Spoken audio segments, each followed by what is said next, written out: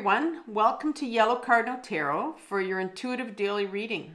Now in today's reading, I'm going to be doing a 3-card spread for you. In the first part of the reading, I'm going to look at where you're sitting. You know, what issue you're dealing with. It could be a recurring pattern. It could be a struggle. You know, you could be having to make a decision about something. And so that will come up for us. And then in card 2, I want to look at what's coming up from your shadow that's impacting that issue. And if you're not familiar with shadow work, because that's what we're going to be doing here, shadow work is really taking a deep dive into your stuff. And I mean, we all are healing, you know, on a continuum. So if you want some more help with shadow work or you want some more information about it, I did a video called My 4-Step Powerful Guide for Shadow Work, and I'll link that in the description box below. And then in the third part of the reading, I'm going to ask for some guidance from the tarot in regards to the situation that you're sitting in. So I'm going to start out by pulling 3 cards from the Rider-Waite deck. And then I'm going to pull out my Light Seer's Tarot, and I'm going to clarify each section for you. All right, so let's start off by asking Tarot for 1 card for each section. And if more will come out, then I will just put them back in. So I'm really kind of sticky on this first part just because I just want 1 card. All right, so let's begin. So Tarot, can you give me 1 card, please? Let's ask for 1 card for the issue that this person's sitting in today of this daily reading. We have the King of Wands for our first card that we're dealing with. And I'm just going to set that up for us right here, right there. Okay, it's my first card. I got to set up right because the rest of them have to fall in line with it. Okay, second card. Let's look at what's coming up from your shadow that's impacting this situation. What's coming up from your shadow that's really impacting this? Because, you know, our shadow really is what lives in the unconscious, and that is what kind of dictates and drives all our behavior, all our situations. You have the 8 of Swords. The 8 of Swords is something that's coming up in your shadow. And finally, 1 card, please, from guidance from the tarot for this situation. Let's have some guidance from the tarot that came out. We have the Queen of Swords. The Queen of Swords. So I'm seeing 2 swords. We'll see how that works out. So, you know, the sword suit's all about our mental energy, being up in our head. Let's go to the Light Seer's Tarot right now and pull out 3 cards for each. And again, I just want 3 cards. Just makes my video the length that I want it, and really that's all I need for clarification for me for each one. So I'm glad you found my channel. If you're new to the channel, this is a new channel. I started it at the beginning of December, so it's quite exciting for me, and I'm glad you're here. I hope you subscribe. I hope you come back. It is a healing channel. I'm all about healing. You know, I always say to people, if you're looking for your next lover, it's not the channel for you, unfortunately. I'm here to heal. I'm on my own healing journey. And yeah, and I use a lot of what I've learned in my own healing journey, and I continue to be on my journey. And I incorporate it into my reading of my cards. So I actually have a video on my on Yellow Cardinal, and it's the introductory video actually when you first come to my channel. And it talks about how I got into tarot reading. And tarot got me in a lot of trouble. I followed a couple readers, and I really made them fit my life. And yeah, so it's kind of been, I've been on a journey with my tarot. So it's been incredible. But I'm glad you're here, and I'm glad you found me. Okay, let's get started. So tarot, let's clarify this King of Wands here. 3 cards, please. You have the Strength card that comes out. Nice card for you with the King of Wands. 2 more cards, please.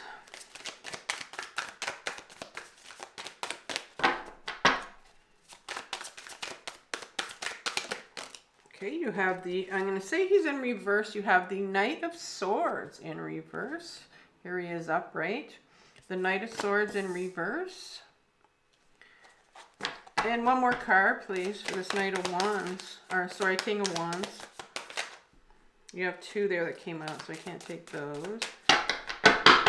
One more card, please. Here he comes, here she comes, here she comes. The Nine of Pentacles, Nine of Pentacles. All right, so let's clarify this Eight of Swords, please. Eight of Swords. Okay, you had one that flipped up that wants to come out. And the Three of Cups. Three of Cups.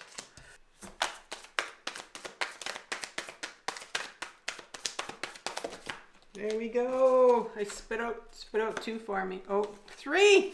Ooh. Okay, two more cards. All right, here we go. Finally got two. Knight of Pentacles in reverse. These cards really stick together. I'm hoping the older they get, the Seven of Swords in reverse, the less they stick together. But I really love the deck. Okay, three cards, please, for the Queen of Swords. Okay, we got two here. So we got the Empress, first of all, and she's in reverse. Empress is in reverse. We got the Temperance cards, who's also in reverse. Two major Arcana cards here for you. And we're going to go with one more, please. Oh, there's two there. I can't take those. I want one more card, please. Okay. One more to fill that empty spot.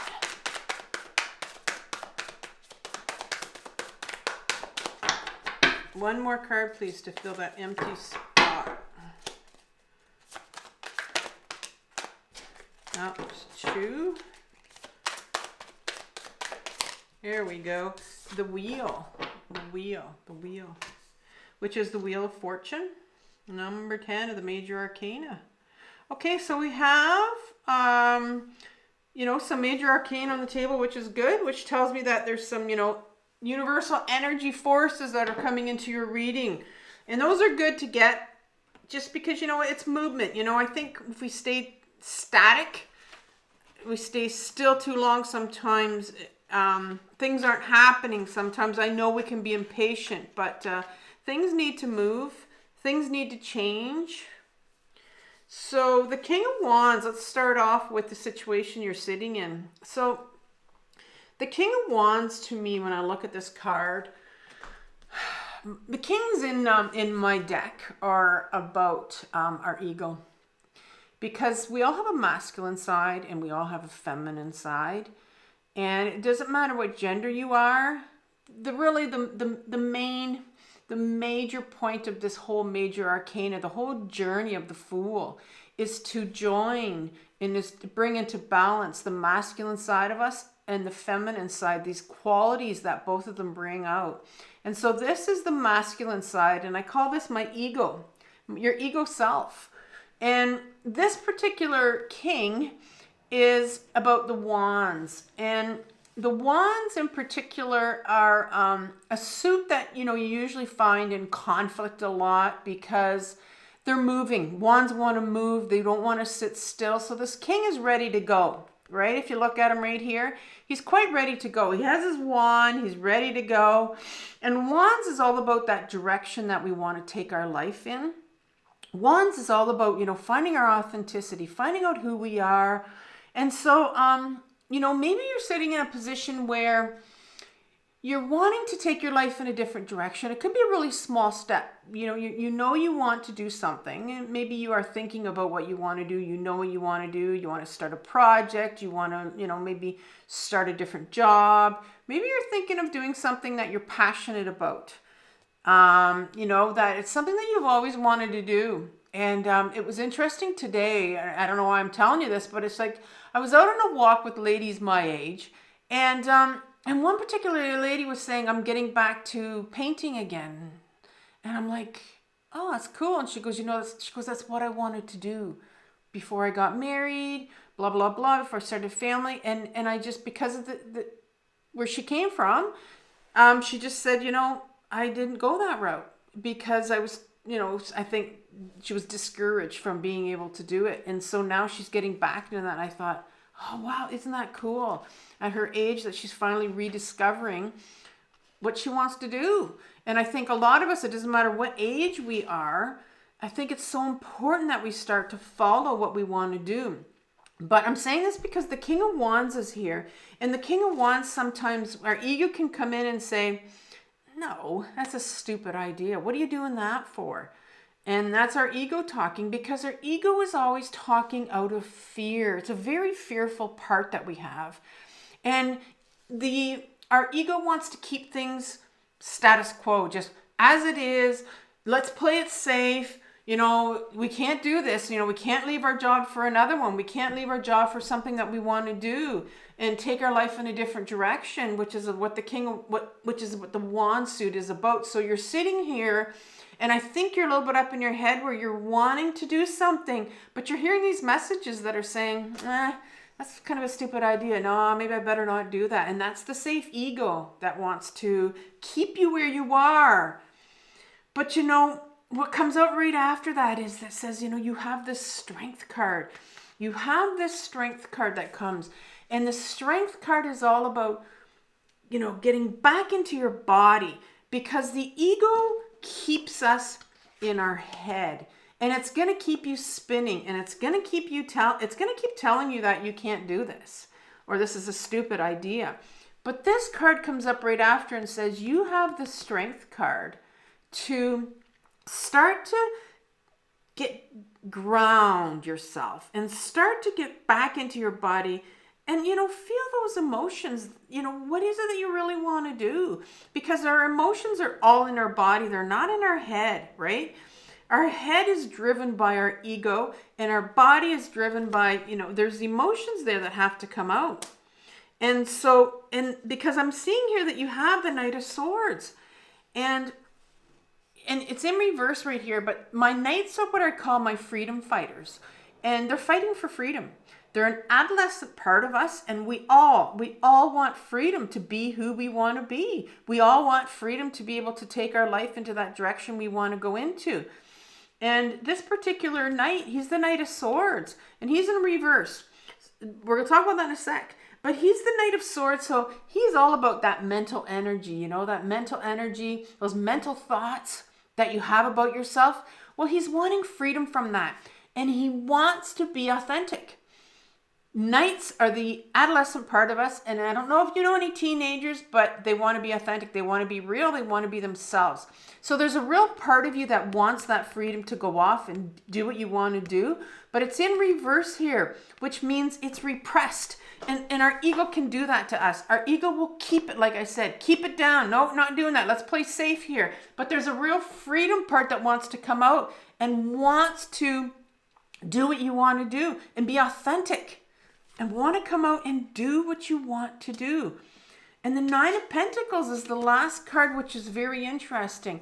It's all about abundance. You know, this is all about this thing that you want to do for yourself, this new direction you want to go. There's a promise here of abundance. You know, the universe has your back. And, you know, you want to call it the creator, you want to call it God, but that you have to trust that it does have your back, because there's a promise here of abundance. I think when we start, and I know this from, you know, doing my own healing journey, but I think when we start to do something creative for ourselves and taking, you know, our life in a different direction. For example, my tarot channel was one of my things that I've been doing for myself. I never knew I could read tarot or wanted to read it. But I just started listening to that little nudge that was coming and saying, you know, I think you need to go and do tarot. I think you need to go and do tarot. And I sat with that for quite a while. But you really, you know, you have to, if the ego's up in your head and the ego's telling you, no, you can't do this. This is a stupid idea. It wouldn't work. It's dumb. And that's the kind of ideas that you got to really start to listen to. And start to ground into your body so that you can get out of your head and away from the ego, because the ego will drive you to do something, but it's not necessarily what you're supposed to be doing, and it'll stop you a lot of times. So the card is coming out for your shadow, and why are you sitting in this situation where, you know, you're feeling this freedom, you're wanting to do it, but I can feel that you're just, I'm going to say you're sitting with a lot of fear, you know, and doubts in your head about doing it. Well, the Eight of Swords comes up, and this is in your shadow. So this is what's coming up from your unconscious, and this is kind of what's driving the show here and the situation you're sitting in. The Eight of Swords, again, it's swords, so it's all about the mental energy, your mental beliefs that you have about yourself, the mental beliefs that people have told you, right? So there's a lot of people, sometimes when we're younger, we hear these messages, and they're in our shadow. Things like, I just told you the story about that woman being told younger that, you know, she wanted to go away to school for art, and then she just put it away. She put it all away. Imagine living a lifetime of putting something away that you were supposed to do. And this is what's going on here, is that the Eight of Swords is somebody that is all up in their head and spinning with all these ideas, you know, and finally she puts all these boundaries up because she just doesn't want to deal with anything because she's so up in her head. So you have these belief systems about yourself that are keeping you spinning, that are sitting in your shadow, that need to be healed, things that people have told you. And not only do we have belief systems and, you know, things about ourselves that we've been told, we also have gifts that are buried in our shadow. Things that, for example, like this woman I talked to you about, that was a gift of hers that was long ago discouraged. And she buried it. She buried it in her shadow. And now it's coming up again for her to revive it. The Three of Cups is your next one. And the Three of Cups is really a card of a celebration. You know, it's a card of,